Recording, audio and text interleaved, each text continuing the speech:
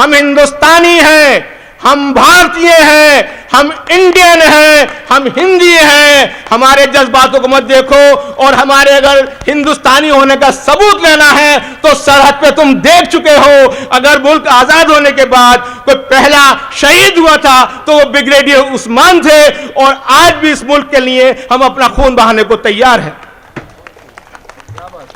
मैं आप लोगों के बीच में अपनी कुछ बातें रखने के लिए ऑल इंडिया मजलिस इत्तेहादुल मुस्लिमीन पार्टी के हमारे गुजरात प्रदेश के प्रवक्ता जनाब इशरत हुसैन शेख साहब से गुजारिश करूंगा कि वो आपके बीच में आए और अपनी कुछ बातें रखें। जनाब इशरत हुसैन शेख साहब। शुरू अल्लाह के नाम से जो बड़ा मेहरबान निहायत रहम करने वाला है। स्टेज पर तशरीफ फरमा मजलिस के तमाम ओहदेदारान, बुजुर्गों, दोस्तों और अजीज साथियों।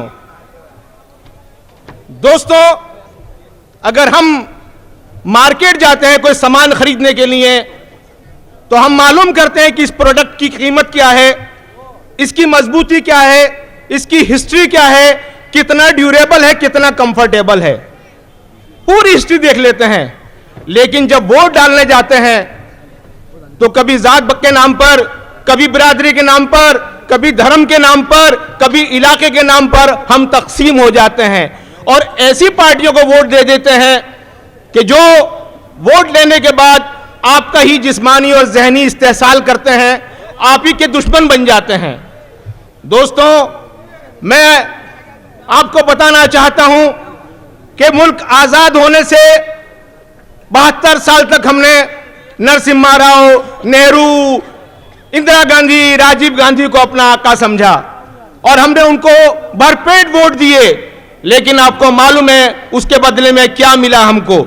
उसके बदले में मिला टाडा, पासा, नौजवान बच्चों को जेल में डाल दिया जाता था।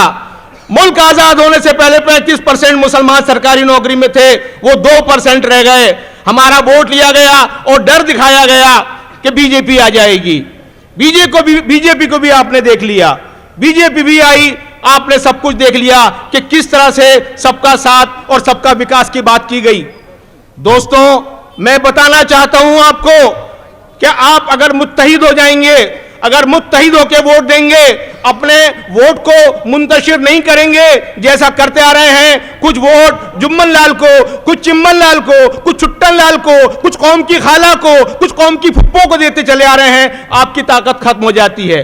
आप अगर मुत्तहिद होकर वोट देंगे, आपके नेता की ताकत बढ़ेगी, आपकी ताकत बढ़ेगी, मजलिस की ताकत बढ़ेगी और दूसरी पार्टियां आएंगी आपसे अलायंस करने के लिए। मेरे अजीज साथियों, मैं आपको बताना चाहता हूं कि कुछ लोग हमको फिरकों में, मसलकों में बांटते हैं और इस तरह से हमसे वोट हासिल करना चाहते हैं।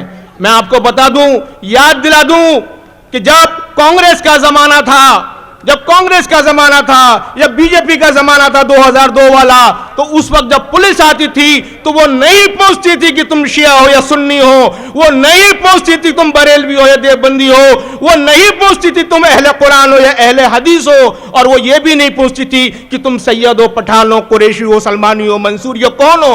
और अगर मुस्लिम होते थे तो मुस्लिम बच्चों की हमने लाशें देखी हैं। इसलिए मैं कहता हूं आप मुत्तहिद हो जाइए। इसके अलावा ये गवर्नमेंट आई, कोई दिन ऐसा नहीं जाता कि हमारे जज्बातों को ठेस नहीं पहुंचाई जाती। जज्बातों को ठेस इसलिए पहुंचाई जाती है कि नफरत के चूल्हे के ऊपर सियासत की रोटियां चलती रहें। अजीज साथियों, मैं आपको बताना चाहता हूं कि एक फिल्म बनाई कश्मीर फाइल्स। कश्मीर फाइल को देखने के बाद लोगों का तशद्दुद बढ़ने लगा। अगर आपको फिल्म बनानी थी तो हमारे जो हिंदुस्तान के आइडियल हैं, जो अच्छे स्पोर्ट्समैन हैं, जो अच्छे साइंटिस्ट हैं, जो अच्छे दानिश्वर हैं, उस पर फिल्म बनानी चाहिए। और अगर आपको फिल्म बनाने का शौक है तो मुझे वो फाइल भी याद है जो असम के अंदर हुई थी, एक ही रात में कई हजार मुसलमानों का कत्लेआम हो गया था। मुझे वो फाइल भी याद है जो 1984 के अंदर सिखों का कत्लेआम हुआ था दिल्ली के अंदर। और मुझे वो फाइल भी याद है कि जब नरसंहार किया था हमारे दलित भाइयों का, बिहार के अंदर बच्चे भी थे। और इसके अलावा भागलपुर और गुजरात के अंदर की फाइलें भी मुझे याद हैं। दोस्तों, इसी तरह के नए नए इशू खड़े किए जा रहे हैं। एक इशू अभी नया आया है कि मुसलमानों को जो डीएनए है वो हिंदुओं से मिलता है। मैं बताना चाहता हूं कि कोई भी शख्स हिंदू, मुसलमान, सिख या ईसाई, उसके ब्लड ग्रुप, उसके डीएनए, उसकी कौम, उसके गोत्र, उसकी मादरी जुबान या उसकी नेशनलिटी से नहीं होता, बल्कि वो अपने यकीदे से होता है, अपनी आस्था से होता है, अपने विश्वास से होता है। अगर आपका विश्वास अल्लाह में और उसके रसूल में है, आप मुसलमान हैं। अगर बौद्ध मजहब में है तो बौद्ध हैं। इस तरह से हम लोगों के जज्बातों को ठेस पहुंचाई जाती है। और इंतहा तो ये हो गई कि हुजूर पाक की शान में गुस्ताखियां होने लगी। हम मुसलमान दुनिया में सबसे ज्यादा अगर मोहब्बत करते हैं अपने बीवी बच्चों से ज्यादा, अपने माँ बाप से ज्यादा, तो हम अपने प्यारे नबी हजरत मोहम्मद मुस्तफ़ा सल्लल्लाहु अलैहि वसल्लम से करते हैं।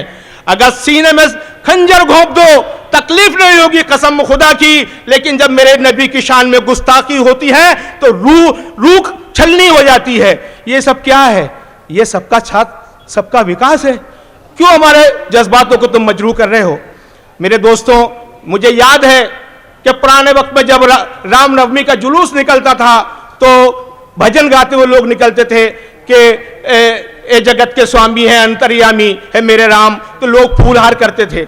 आज हालात ऐसे बना दिए हैं इस गवर्नमेंट ने, मोदी गवर्नमेंट ने हालात ऐसे बना दिए हैं कि जब जुलूस निकलता है तो गाने कुछ अलग ही टाइप के होते हैं कि जब राम राम चिल्लाएंगे, जब मुल्ले काटे जाएंगे और मस्जिदों पर हमले किए जाते हैं।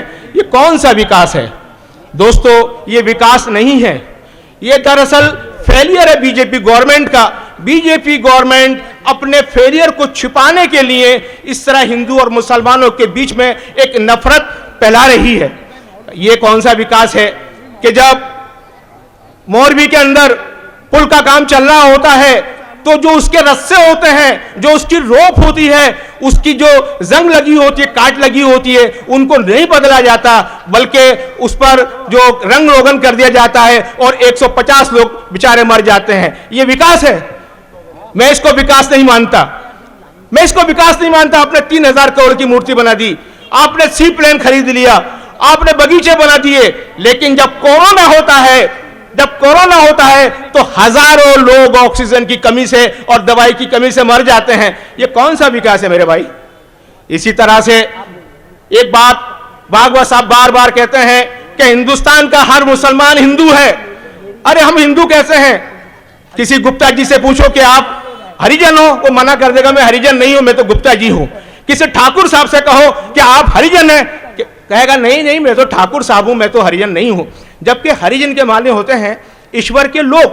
तो कहने का मतलब यह हुआ कि जो लुग़वी माने होते हैं, जो शाब्दिक अर्थ होते हैं, उसकी वैल्यू नहीं होती है। जो व्यवहारिक अर्थ होते हैं, जो व्यवहारिक मायने होती हैं, उसकी वैल्यू होती है। हिंदू शब्द का भले ही अर्थ हिंदुस्तानी हो, लेकिन वो इस्तेमाल होता है एक खास धर्म को मानने वालों के लिए। इसलिए हम हिंदू नहीं हैं, हम हिंदुस्तानी हैं, हम भारतीय हैं, हम इंडियन हैं, हम हिंदी हैं। हमारे जज्बातों को मत देखो, और हमारे अगर हिंदुस्तानी होने का सबूत लेना है तो सरहद पे तुम देख चुके हो। अगर मुल्क आजाद होने के बाद कोई पहला शहीद हुआ था तो वो ब्रिगेडियर उस्मान थे, और आज भी इस मुल्क के लिए हम अपना खून बहाने को तैयार हैं। मेरे अजीज दोस्तों, एक दूसरी पार्टी भी आई है, आप पार्टी आई है।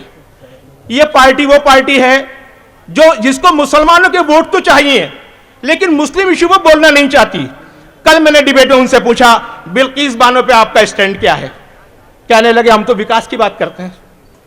अरे ये कैसा विकास है कि वोट हमसे लेने का, और बिल्किस बानो के जो गुनहगार थे, जो बलात्कारी थे, जो कातिल थे, उनको छोड़ दिया जाता है। आप एक अल्फाज नहीं बोलते। ये कैसा विकास है तुम्हारा आप पार्टी वालों कि जिसमें योगी के बुलडोजर चल रहे हैं मदरसों के ऊपर, मुसलमानों के घरों के ऊपर, आपकी जुबान नहीं खुल रही।